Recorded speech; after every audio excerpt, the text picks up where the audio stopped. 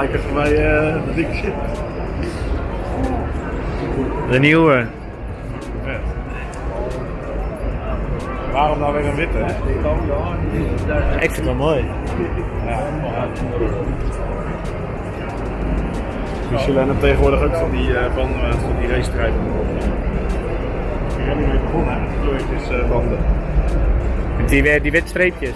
Wel gelijk wel van carbon, hè? Zijn ook van carbon, ja. Wel een beetje heel bizar. Maar wel veel ruimte achterin over nog. Maar nog een grotere motor in. Er wel een motortje bij. Interieur zien. Ja, Deen, wat vinden we er nou van? Ik vind die vleugel wel heel dik. Het is een beetje jammer dat alles open staat, want dan kan je niet goed zien hoe de lijnen zijn. Dus eigenlijk moeten we hem even dicht doen. Zullen we gewoon even hier zo gewoon even... Ik denk dat we wat bordjes door kunnen hoor. Als je dat wil, dan kunnen we dat wel denk ik wel doen.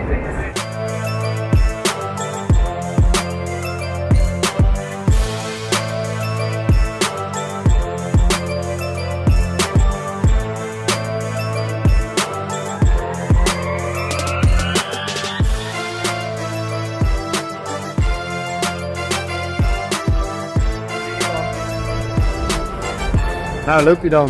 Ja. That's here the rear one? Yeah, the new one? Yeah, we have the rear one. Okay, yeah. Something has changed about the car or not? No. Still the same. And how many you make of this? We're going to make 80. 80? Yeah, Okay. we've probably produced about 11 or 12 now. Okay, so you're going to make 70 more? Yeah, we're going to make about 70 more and we'll end production of that late 2020, early 2021. Then all the 80 cars are all done. finished and sold. Already sold all? All sold, yes. All sold. What's the price of this car? Tommy has one actually, he has one. He has a stock car, he's our UK dealer. He has the last one probably. So price on this one is $2.5 million. Plus taxes and options and delivery. Yeah, so every country is different. Yeah, it's about once you spec the car and you pay the tax, it's over 3 million. Okay, we can take a look at this. Sure, yeah. Because in 1 year of time, you already made the new model. Yeah, so when this one will start production, 2020. Yeah, 2020. After that one. Yeah, so the last of those, the first of these, will be a small overlap, maybe in 4 months. So, and then we will be producing the first ones of these and the last ones of those, and then from 2021 we'll be making those. And how many of these will be made? 125. 125. These are almost all sold out. Oh, So, and how many? we have about 20 left, I think. I think by the end of the show, I think we have deposits coming in every day. So the guys who make the reservation or buy the car, how many dollars have they have to pay before? So now we changed the pricing a little bit. So we have euro in Europe. We'll have the euro pricing.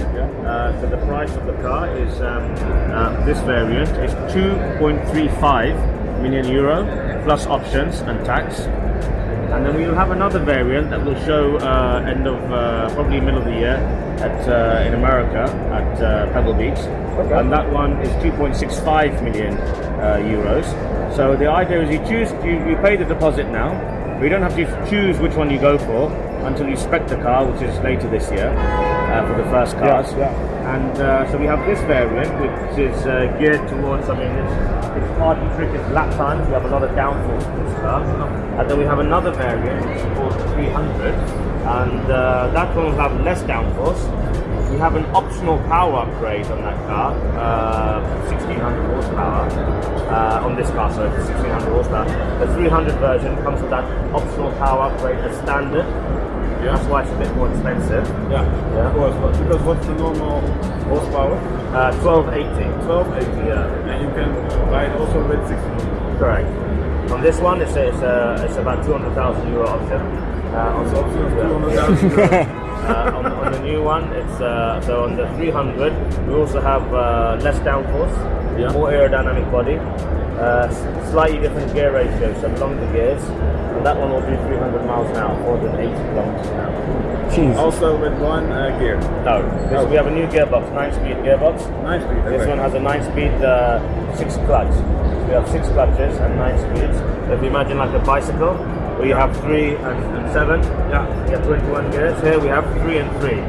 Okay. 3 gears and 3 gears gives you 9 speeds. Yeah. So you have 9 speeds, but each gear has its own clutch. So we can interchange. You can go from 2nd gear to 5th gear, or you can go from 9th gear to 4th gear. So the advantage of that is, first of all, the advantage of this gearbox, first of all, is it's very small and very light in comparison to a dual clutch gearbox, which is effectively 2 gearboxes. So when you're changing gear on a dual clutch, you're effectively actually changing gearboxes. You have one 2 gearboxes. It's pretty much 2 gearboxes. You have the even gears on one gearbox and the odd gears on the other gearbox. So gear 1, 3, 5, 7 on one gearbox and 2, 4, 6 on another. So with a dual clutch, you should actually call it dual gearbox. Dual gearbox. Because you have 2 gearboxes and when you're changing gear, all you're doing is swapping gearboxes. So it's very heavy. This one. Maybe we can start by this car. Yeah. I think. This car. Yeah, this car. How can we do the shifting then? The gears? Well, you have paddles. Only with the pedals. You have paddles and you also have a gear lever in the middle. So you can see inside. Also a gear lever, so you can choose. And with this gear lever, if you go forward, you go to forward or to back. you go forward or back. Yeah, so you have four notches on this gear. You have forward, you have back, 1 click, and you also have 2 clicks. If you go 2 clicks forward, it will down. If you're say in 9th gear, you're cruising on the highway. You have your friend in another car next to you, right? I won't say any car, but any other car with a dual clutch gearbox. When he has to change down to get high acceleration, he will have to go 7, 6, 5, 4, 3. Go normal like this. So with our car, and maybe you 3. So with our car, you save. Maybe that will take 1.5 seconds or whatever. I don't know, 2 seconds to move down.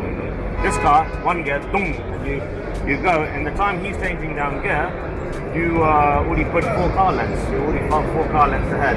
And then anyway, this car will probably be more powerful and lighter. So you probably have fast acceleration anyway. So you see the engine over here, how we package everything. It's everything is really far down. I mean, the engine, the back, the top and the back of the engine. This is the top of the engine and the back of the engine. So you see, it's actually the top of the engine is lower than the wheels. Is the engine like this, or do they put it in like this? Just straight, just like this. Just straight, just like that. But very low, that's very low down. And the packaging and the gearbox is even. I mean, if you see our old car, the gearbox used to come to here. Yeah. The 7-speed. So now we have a 9-speed gearbox with 10 kilos less weight, 7-speed gearbox. Yeah. Better shifting capability and much better packaging, much lower weight. So much lower weight, better shifting, and better packaging. Yeah, it looks small, but it isn't small. The engine is in the middle of the car. So. Yeah, it's quite small. I mean, the engine isn't that big. If you compare to some of the other cars, that have a similar 8-cylinder, 5-litre V8. Always with Koeningsegg is 8-cylinder. Yeah, Always. Yeah. We have also a new system for the turbos. We have big turbos here. But we have a pneumatic anti-lag system on the car, where we have a carbon fiber air tank that's kept under pressure with a electric pump, and then we squirt air into here at 20 bar, and that keeps the turbo, Compressor and turbo. the compressor spinning.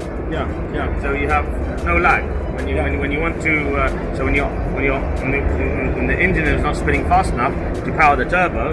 Anyway, the turbo is being kept spinning by the compressed air, and you have no lag. You just You don't have the second that you wait for the turbo to kick in. No. Normally you would have a quad turbo system, so you have a big turbo and a small turbo. So the small turbo is working when the big turbo is not working. So that system, turbos is a big. They changed it in the one. Heavy. One double turbo now. It's heavy. And then we have some bypass system here on the exhaust where we can bypass the pre-cat if we want to. Oh, carbon, hè?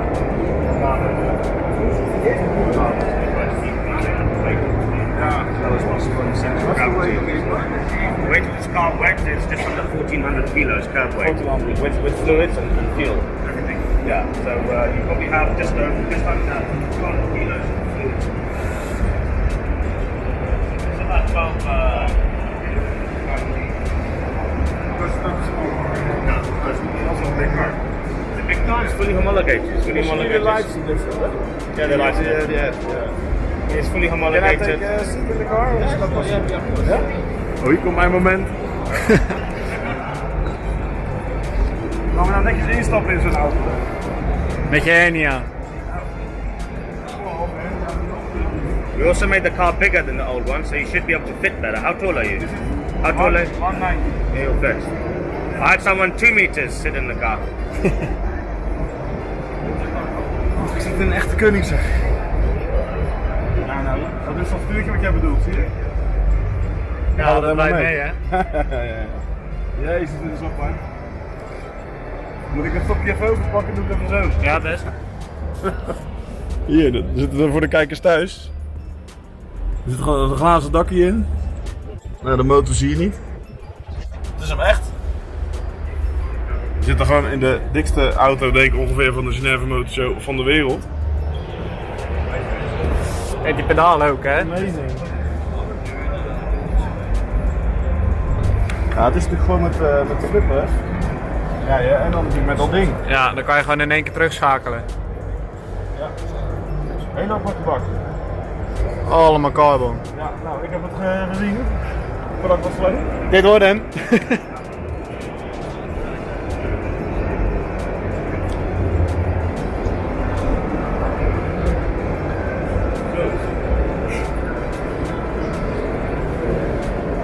Dit is ook breed, hè? It's almost unbelievable when you sit in this car. Yeah, I mean, it's we made the car also quite a bit bigger inside. Yeah, it's big enough. Yeah. Bigger than a Lamborghini. Yeah. Yes.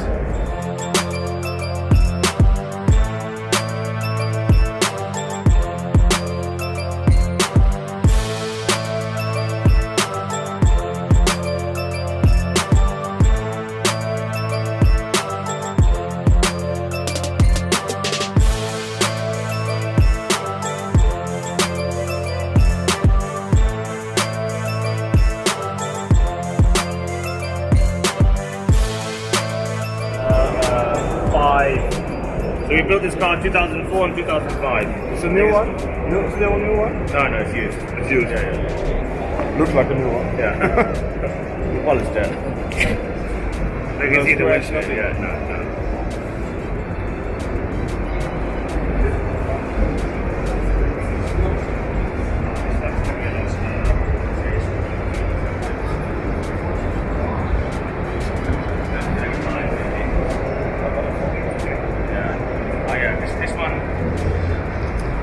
This one probably a bit still very light. That's the thing with this car. I'm sure the exact weight of this actually.